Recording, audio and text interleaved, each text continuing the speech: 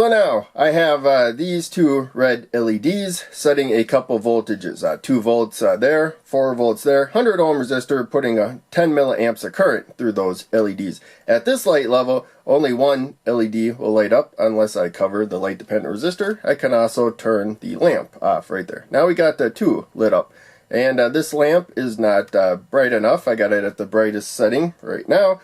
I have to take my flashlight here and get it on the light dependent resistor. We can turn that one off right there. So we have kind of a light level sensor. Maybe you want some light when it's, you know, somewhat bright but not super bright, and then maybe you want even more light when it's dark. You know, that's one use that you could use for this. So now here's the schematic diagram I put together for my 2 op amp light level indicator, basically. This one is on when you got a somewhat amount of light, and then this one turns on when it gets dark enough. That one will also turn on. If we get it bright enough, they will both turn off.